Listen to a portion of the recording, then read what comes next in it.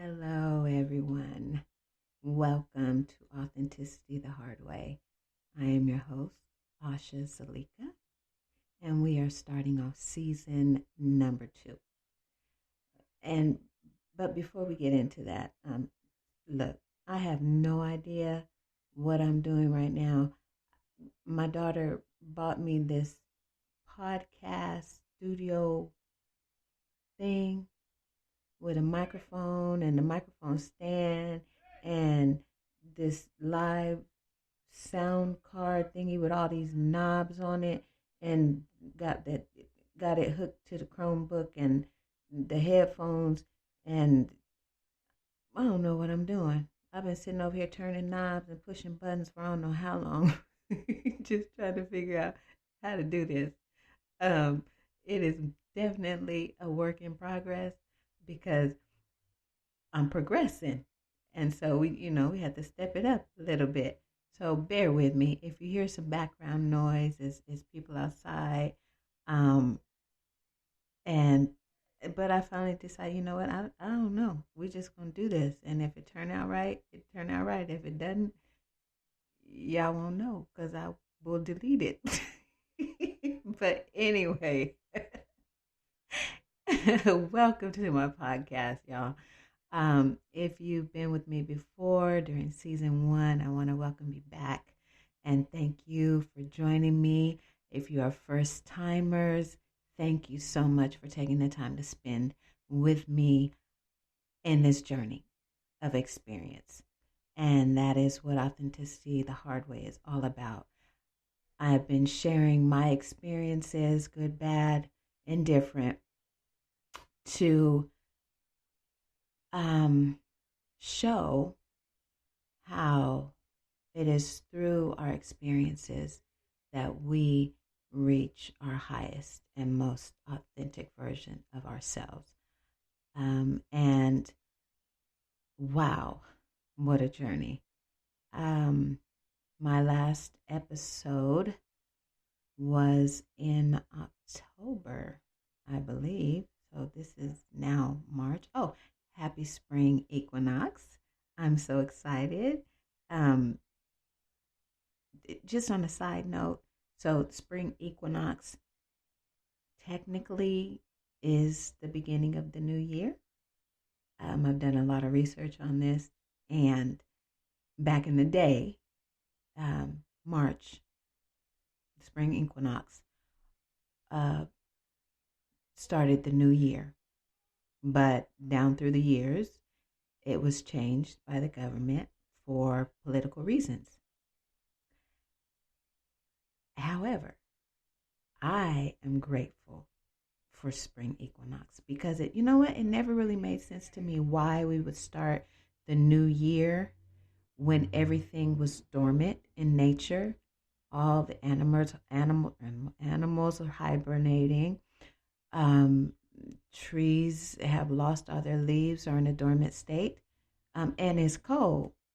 So it bothered me, like, how are we supposed to have all these New Year's resolutions and be all gung ho and excited about doing these things that we really want to do, and it's cold and dark and damp, and the rest of the natural life is sleeping and resting. I couldn't figure that out, and so it didn't work for me. New Year's resolutions, a lot of people start them, and then 3 or 4 weeks in, they lose the momentum, because technically you're going against nature. But when spring comes, everything comes alive, and doesn't it just make sense that we would start new projects and new resolutions when the earth is coming back alive, when flowers are blooming, when the days are longer, the sun is shining. Anyway, I could go on forever. But yeah, Happy New Year. And I'm so excited because March is Aries season. And I'm in Aries, and this is when we take off.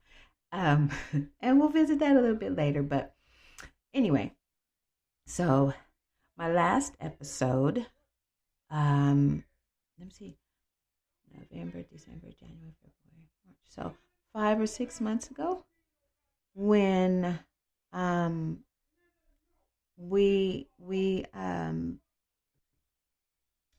I apologize for that. I had to stop recording to let the noise die down outside. Um, so let me get my thoughts back. I love my home. Anyway, um, so my last episode was right after my daughter and I got our apartment. After 7 years of homelessness and bouncing around, we finally got our own place. And if I remember correctly, I was sitting on my blow up air mattress in my empty room, um, in a state of awe. And I still am like in awe, because it was such a long, hard journey to get here. And it was, doing that podcast was like a ending and a beginning,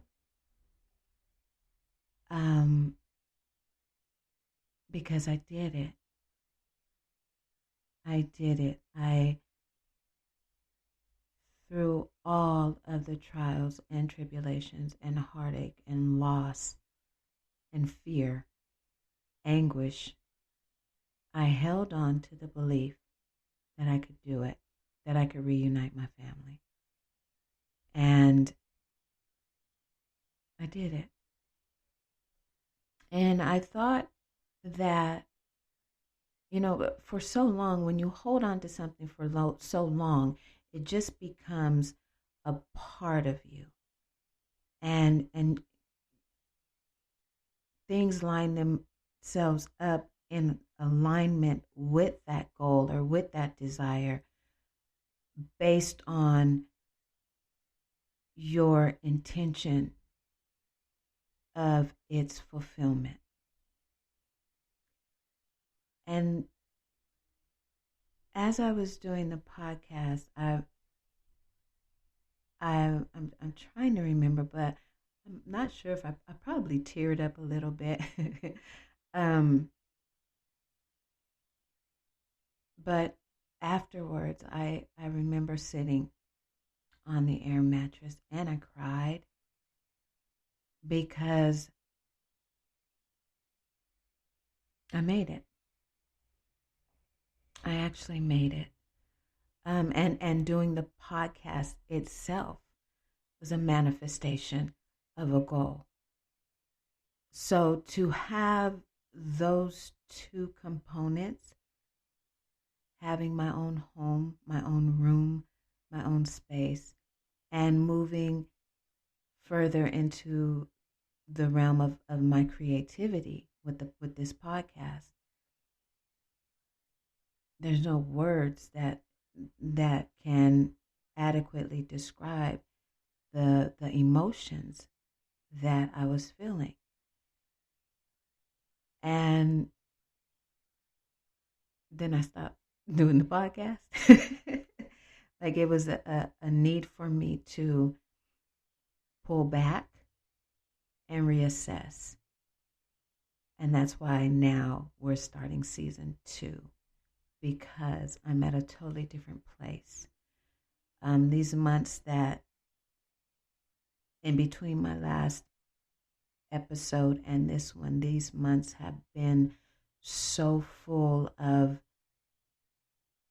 authentication,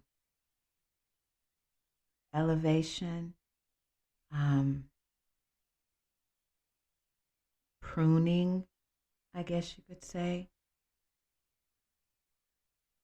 So much change in me. I can honestly say I am not the woman I was during the last podcast.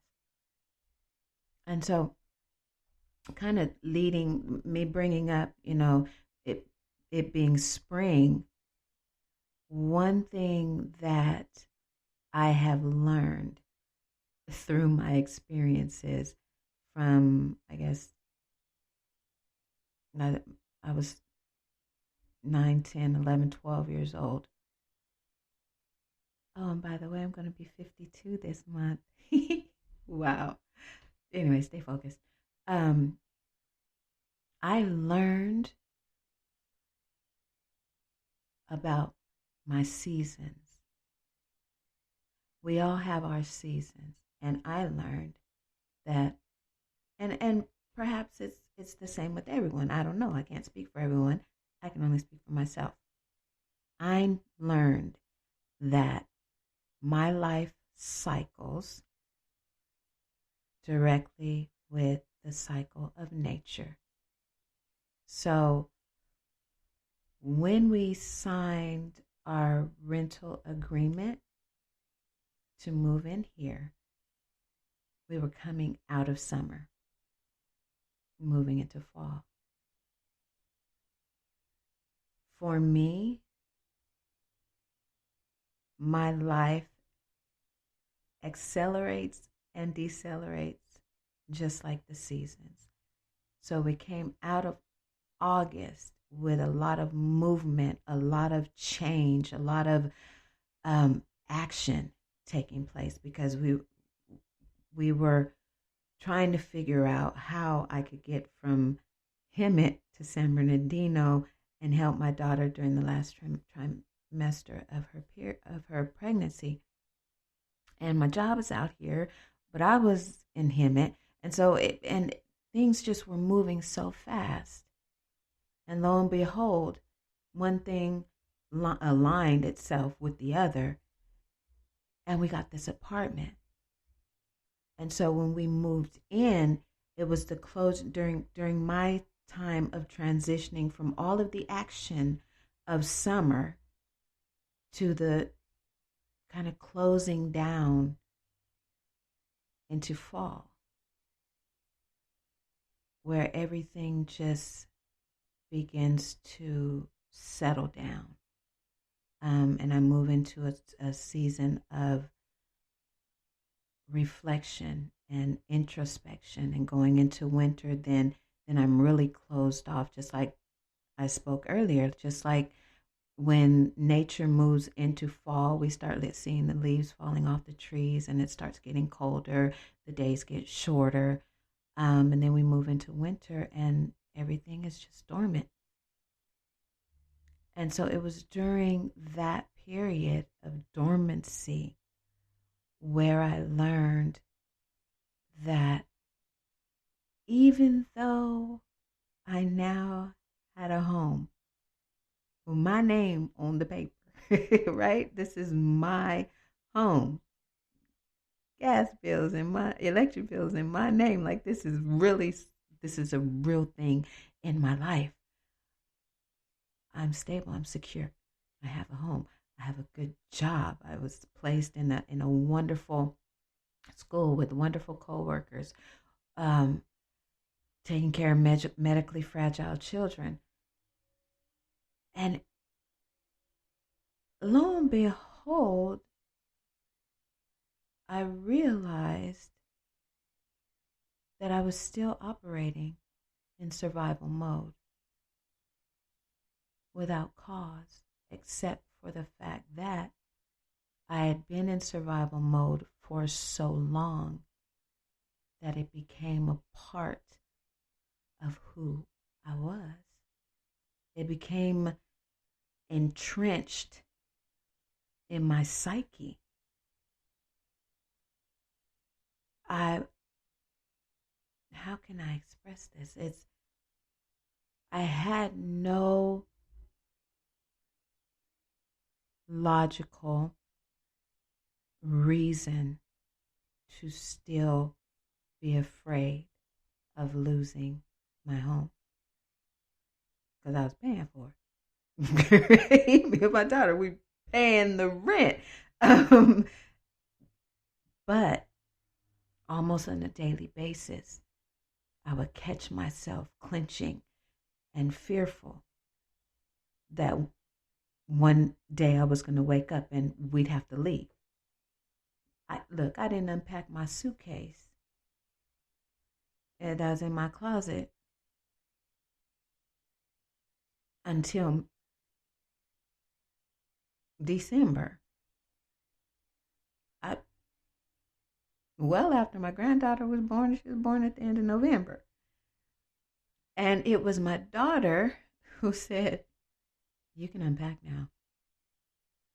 You need to empty that suitcase. And I had rhyme or reason why I don't have anywhere to put my stuff. So we bought some hangers. And then it was well, it's not enough space. So I had these reasons why I wouldn't unpack this suitcase that I have been rolling around for the longest time.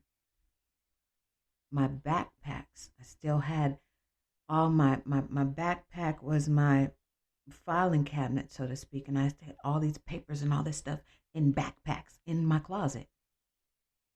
And I was comfortable with not having any furniture in my room. I had a blow-up mattress, and listen, this thing had a hole in it somewhere, and it was still only stayed filled for like 2 hours at the most, and then it would start sinking. So I would wake up in the middle of the night like 2 or 3 times during the night to reach overhead and turn it on and blow it up and go fall back asleep and wake up sunk in on the ground, reach over my head and plug it up. And I was fine with that. Because if I stayed in survival mode, if I stayed packed, then when something happened, because it always did, I would be ready to go. It was almost like I had a fear. It was not like it, I had a fear of getting comfortable. Because whenever I got comfortable in the past, something happened and it was time to move. So my daughter said, Mom, you need to unpack. And she found a dresser type thingy that fit in the closet. She put it together for me and encouraged me to accept that this is our home. Man, let me tell y'all, that was the hardest thing for me to do.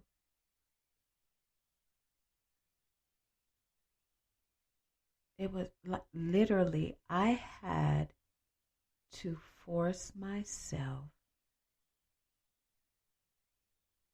to accept the fact that this is my home. If somebody knocked on the door, I'd be terrified. There was just this fear that would grip me. Always looking out the window. Like, this is PTSD behavior from years of trauma. And I had to stop all forward motion on everything. And it's a helicopter going overhead.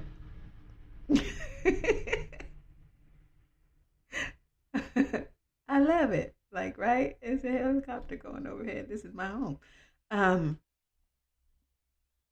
had to stop everything. I stopped going to the gym. I stopped writing to publish on Medium. I even stopped for a little while on my autobiography to focus on myself and come out of survival mode. And it was hard. When I stopped bodybuilding, when I stopped training, that was the biggest hook, I guess you could say, that had me entrenched in survival mode, because training, as I've said in my other episodes, training was my savior. Like, if I has not been working out and focused on getting back into back on the stage as a competitive bodybuilder, I would have lost my mind, no doubt, no question in my mind. So that was my sanctuary. The gym was my sanctuary, or running, or doing something physical. And I had made up my mind, like, I'm not going to focus on getting back on stage. I need to focus on getting present and out of survival. So that was the biggest thing that kind of placed a mirror in front of me. It's like, I don't have to work out like a beast anymore to deal with the fact that I live in poverty. That was groundbreaking for me, where I had to flip my reason why. People always talk about, what's your why? Why do you do the things you do? And it's a strong why that will help you in that area. And my why of becoming a professional bodybuilder was because that was something that I wanted to become at 13 years old. That was my goal. That was my end all. That and becoming a published author. And so from 13 years old to 6 months ago, that's what held me. That was my lifeline. And I had to stop it. And I turned from it so that I could focus on myself. The other thing that set the stage for me to come out of survival mode was letting go of the relationship that I had built with a man during summer. And he came into my life in June of 2023, and for 6 weeks we were inseparable. It was beautiful. It was a wonderful relationship. However, once he went back home and I moved out here, my granddaughter was born, we got our home, I started to, and he's a workaholic, so his communication with me started to dwindle. And I started to see that, because our plan was that once I got everything stable out here, that I would then move to Oklahoma with him.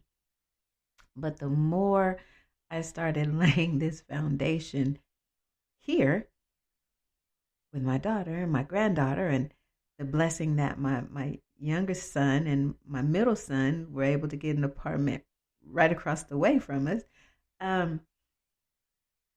my dream of reuniting my family was manifesting, and I had to face the fact that I couldn't leave. I wasn't going to leave. I was setting roots here, building a new foundation for my family here, and I couldn't leave. And the day that I sat myself down and reckoned with myself, I realized that I was holding on to that relationship with him as a survival tactic. Because if I held on to him and held on, it was like I had some type of security. If something happened, then, me and my younger son, we could go out there. Which was a method of thinking all throughout our homelessness. It's like, if this doesn't work, I always had a plan B. And I like what I believe it was Will Smith said. Maybe Will Smith. Probably a whole bunch of people said it, but he comes to mind. Is that don't have a plan B, because plan B only distracts from plan A. You have that plan A, and you stick to that, and you work that until it becomes a reality. If you have plan B, it gives you a reason not to kind of put your all into plan A. So it hurt me because, and so what he and I had done was created a permanent situation on temporary circumstances, because he was out here for just a short amount of time to help his grandmother, and he had plans to go back to work. And where I was living, where we met, that was only a temporary housing situation. So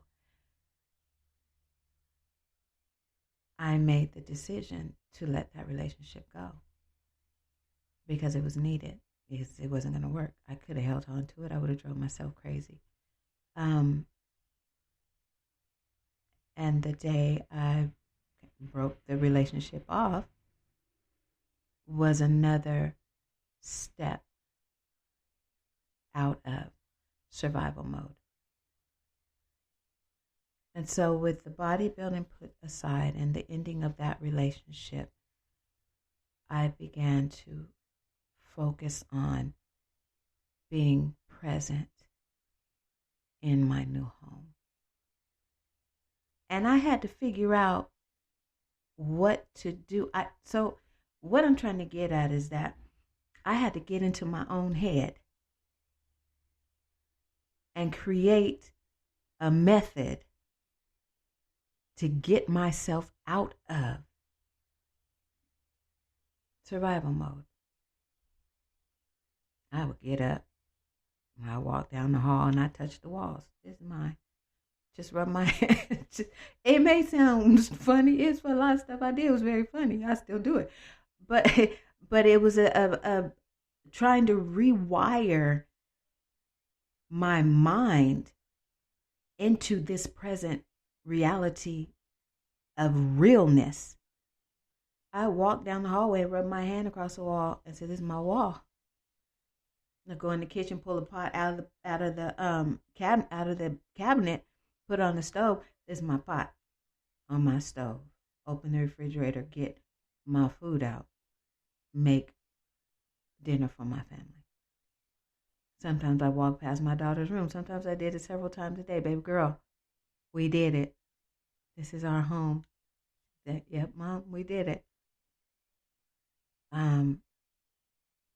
I started opening up, not even opening up, just allowing my mind to expand, to buy something to fill my room.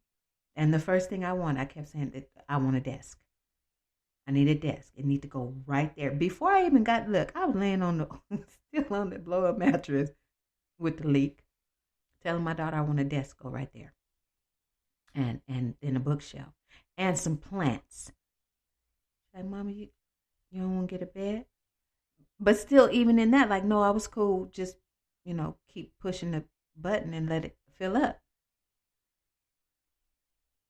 And she was like, "Ma, no, we ain't get you a bed." So finally, it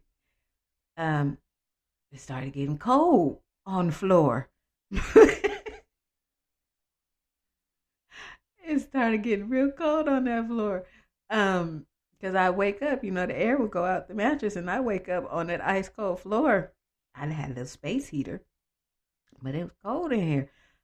And thank God, my daughter, my granddaughter, a wonderful family friend, bought my daughter her bedroom set. So because my major thing was, there's no way she's gonna be able to get up off this floor after having a baby, and God just moved. And she got a complete bedroom set. So my baby girl was taken care of. I just, I was content with sleeping on the mattress. And she's like, no, The last time you blow this thing up is going to be the last time you blow this thing up. And she bought me a mattress and the box spring. And I remember when I sat on it, I was like, this is my bed. It's my bed. I don't have to share it with my son, because forever we were sharing a room, sometimes sharing a bed. And I just laid across the bed like, this is mine. And then I got the desk. And then we searched around Walmart and all these things trying to find my plants. But I had to experience my way out of survival mode. And that's what I did. When I got my first plant, my snake plant, oh my God, you would have thought somebody dropped $1,000 in my lap. I was so happy with this one plant. It's a plant, but it's my connection with nature, and I love plants. And then my desk, and then my crystals, and so now, but look, there's a lot of transformation that has taken place in these months that revolutionized my life. And it only takes one revelation to revolutionize your life. And for me, that revelation was, I'm not homeless anymore.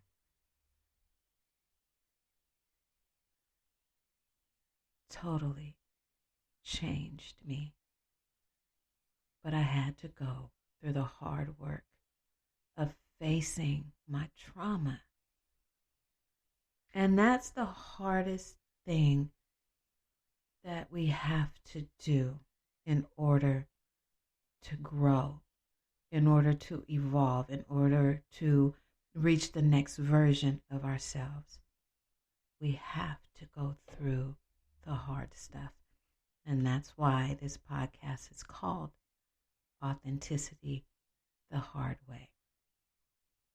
And it was painful. You know, it sounds weird to me as I say it, that I was scared of my home, that I would wake up in the middle of the night in terror that something was going to happen and I would lose it. Because that is what happened time after time, year after year. The longest place me and my little boy stayed at was for 641 days. Now, yes, I did count the days, because although we weren't homeless, it was a very hard situation. And we actually ran away from that. So I made us homeless again to get out of that situation. But that was the longest that we had stayed anywhere in a 7 or 8 year period.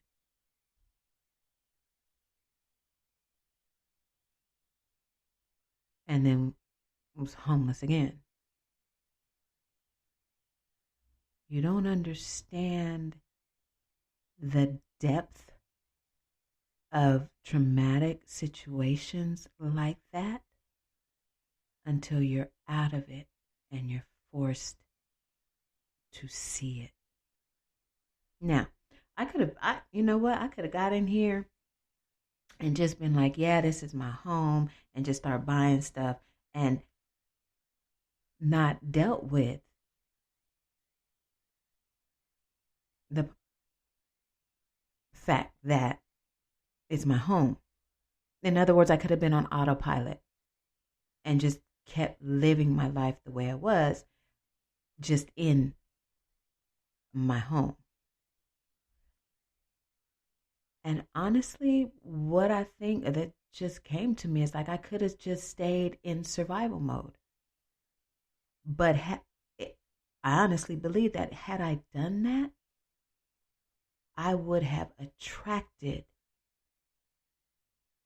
a situation or a circumstance that would cause me to end up back in a situation that I would have that would have been homelessness. If that makes sense. I hope that makes sense because so it's like someone who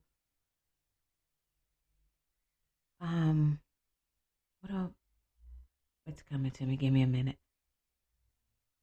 Someone who constantly has a fear of, I don't know, being hit by a car. That's kind of harsh, but there are people that, it happens. They got hit by a car one time, and so their mind is stuck in that accident and being hit by that car. And from that point, that place of fear is where they live from. And everything that they encounter every day, every part of their life is lived off of that situation. And because that's what's in them, they project that out into the world. And by the law of attraction, that situation then repeats, comes back, and they end up getting hit again. I hope that makes sense. And I can say that because that has happened to me over, and I wasn't hit by no car, but having a poverty mindset, living fearful from day to day that I would never have enough money, I would never have a home. That the cycle just perpetuated itself until the point when I realized, wait a minute, I'm doing this. And I had to elevate my mindset, elevate my thought processes from I'm never going to have enough money to I always have enough money. From I'm never going to be able to provide for my son the way I want to I am providing for my son the way I want to. And it was hard work. There's the word again. It was hard. So I could have stayed in survival mode, always wondering, every day wondering whether or not I would have enough money to pay the electric bill. Would we have enough money to make the rent every month? Would I have enough money if I had to take an Uber back and forth to work? Would I be able to do that? Or even just to be able to ride? But all these negative, fearful thoughts compounded in my head for months after we were here. And then my daughter, one day, she said something that really kind of kicked me into high gear with changing myself. She said, Mom, you have a job. I have an income. We're going to be fine. We got this. She said the money comes and you're going to money is going to be spent. And we have enough to pay the rent, and we have enough to pay the bill. We're here. We did it. Stop it. Stop being afraid. of not having enough. We had enough to get in here. Well, actually, my son got us in here. But what she was saying was, you need to stop. Because we're here. Stop being afraid of not having enough. Because we have enough. And I thought about it. And I said, whew, she's right. There's nothing wrong in my situation. The only thing that's wrong in my situation is me and my mindset. And if I continued in that mindset, it would have infected my situation, my home.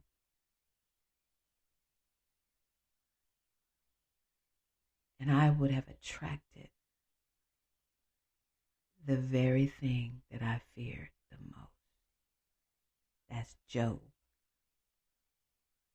When Job lost his children and lost everything, the thing that I feared the most has come upon me. Why? Because he feared it the most. So I set myself on a journey to recovery. And then, when I got comfortable with the fact that this is my home, it's really my home, that growth and total realignment of myself with my faith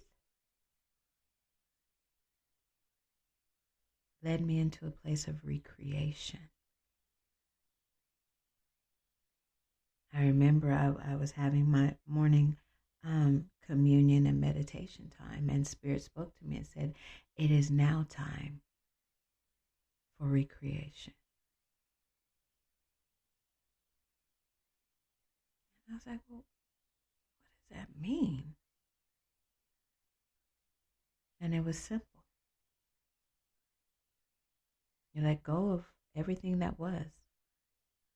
You let go of the way that you thought. You let go of the way that you felt. And you accept this newness of life that you have been blessed with. And you start creating in your mind from a place of abundance, from a place of stability, a place of security. It's like, root yourself here, now, in this place. Plant yourself here and do the internal work. Face fears when they come to you with the truth. I'm going to pay this electric bill. I'm going to get to work. I've been getting there. I'm going to continue getting there. Things can only get better. And things got better as I got better. Because little things stopped striking fear in me. It's like I cut the head off of that monster. And I kept planting seeds of security, seeds of stability in my mind. I have fashioned my room exactly how I wanted, which is a manifestation of all those days of not having a room and just sitting up and thinking about how I wanted to have it. And here I am. It's manifested. But I had to get out of the way. So now that I planted all of those seeds, spring is here. And my spring is here. And my seeds are sprouting. Everything is coming up. Not necessarily in the natural, Because I don't, I mean, I have everything I want. I have everything I need. But they're springing forth in my soul. And in my mind. I wake up on my bed with a smile on my face. With security in my heart. It's my mantra now. I am secure and I am stable. I am rooted and I am grounded. And my roots run deep.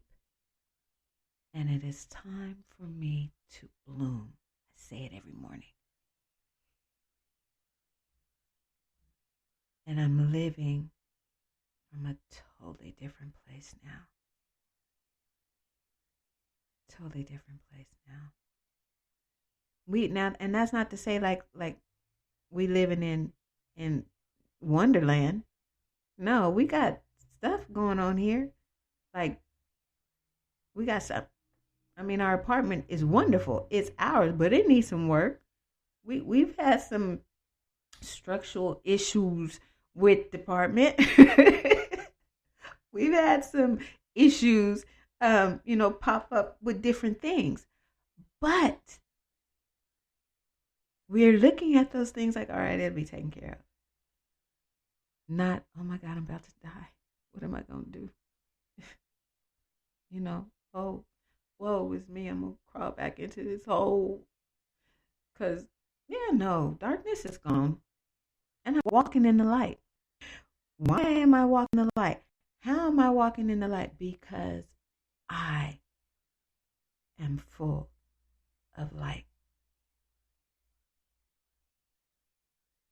Believe me when I say there was a time where I was in complete darkness, groping my way through.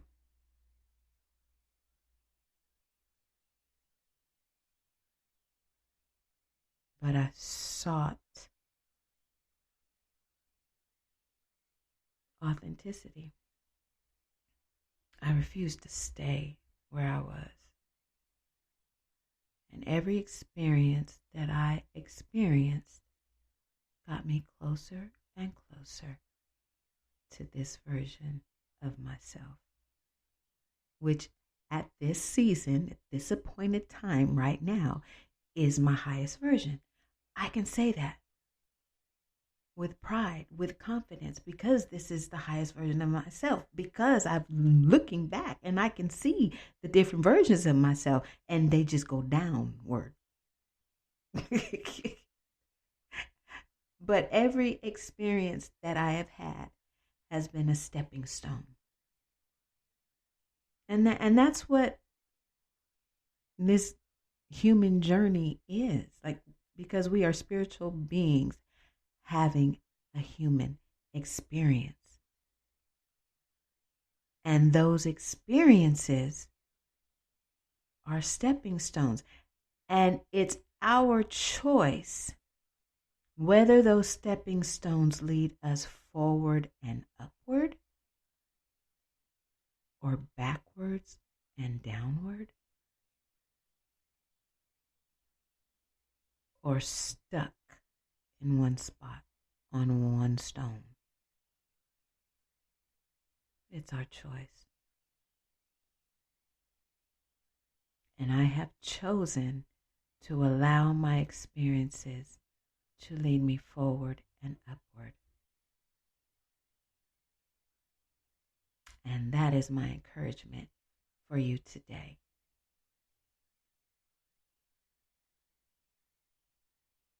Change your perspective on the things that you go through.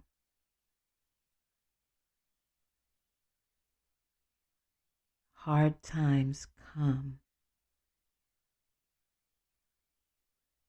to move us. And I got tired of always having to have a bad experience to move me. And those the experiences that come to us are based on what is circulating through us, meaning our thoughts. If our thoughts are fear-based, and what we are putting out into the universe, out into the world, is fear, that's what's going to come back. We're going to have experiences that terrorize us. If our thoughts are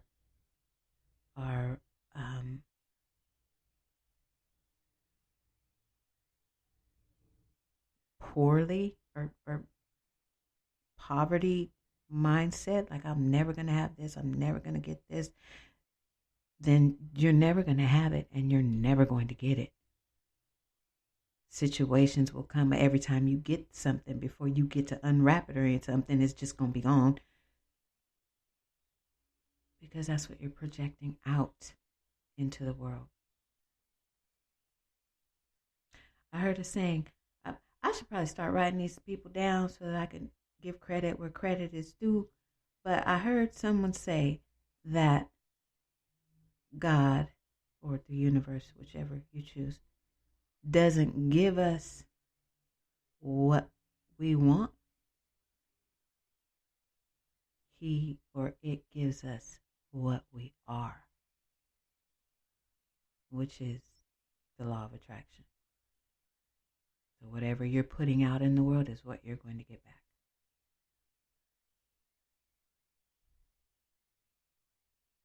And it's your choice. So I encourage you to think about what you're thinking about. I encourage you, since this is the new year, since everything is coming alive, take inventory of yourself. Are you where you want to be? Are you who you want to be? And one thing that I want to say is that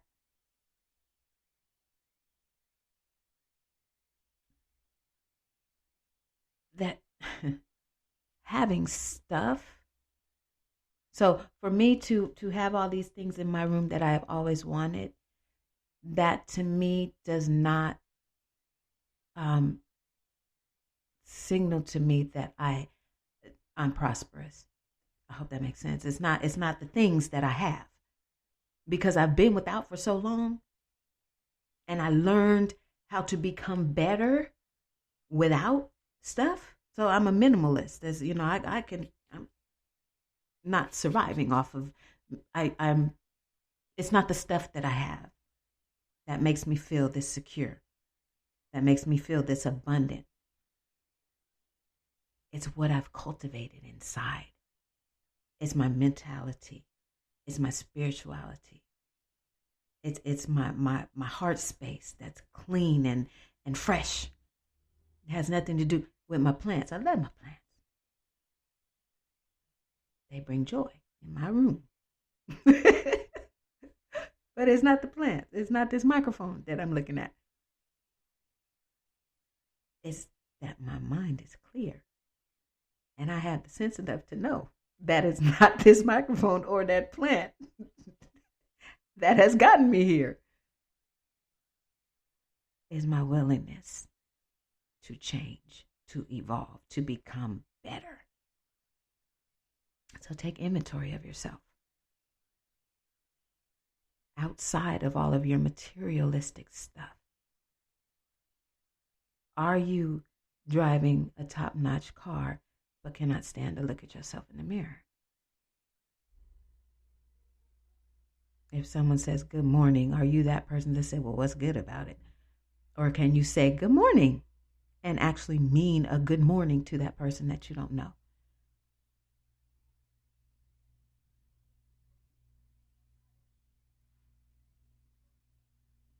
You are the determining factor of your happiness.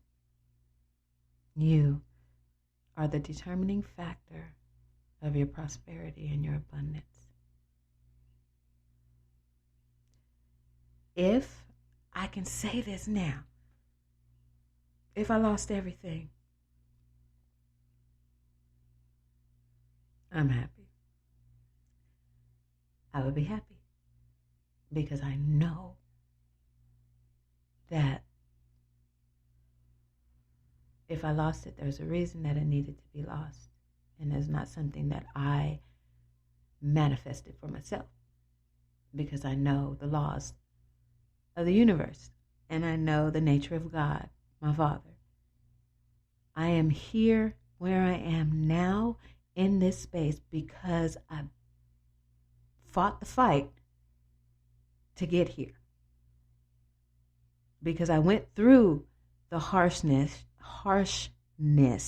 that I experienced to get here. This is my manifestation.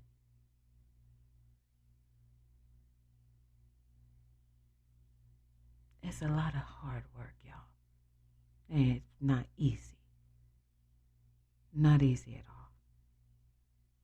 You know, there's been plenty of people who have been broke, just dirt poor,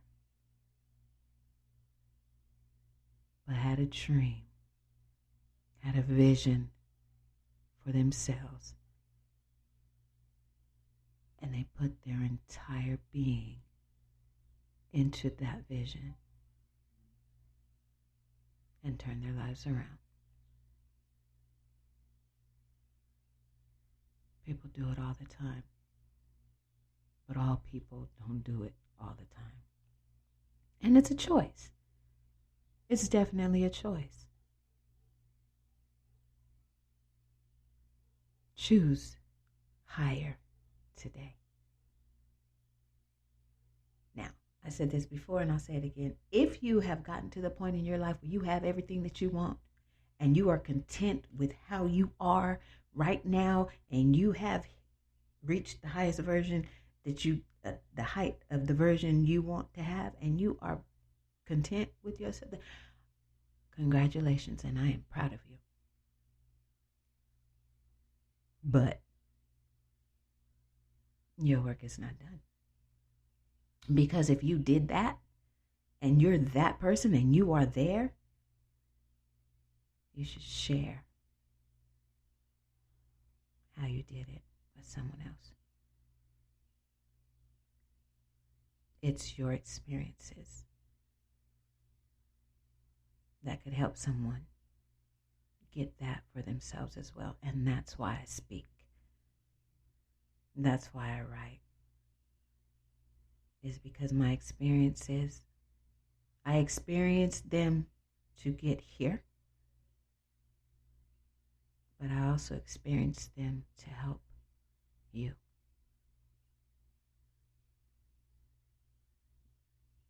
I know that my life is not, I know that I'm not here just for a birthday and a death date. I want to help. I want to help mainly because it's just the gift that I have been blessed with. To help, to care, to love, to support. It's a gift and I want to share it. And because there was no one there for me.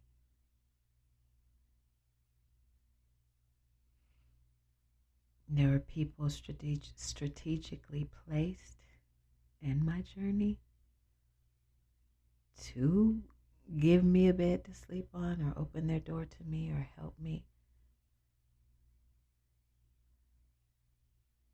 And my son and my children. But through the dark times and the harsh things that I experienced, there was no one there to tell me I could make it. All of my help was unseen.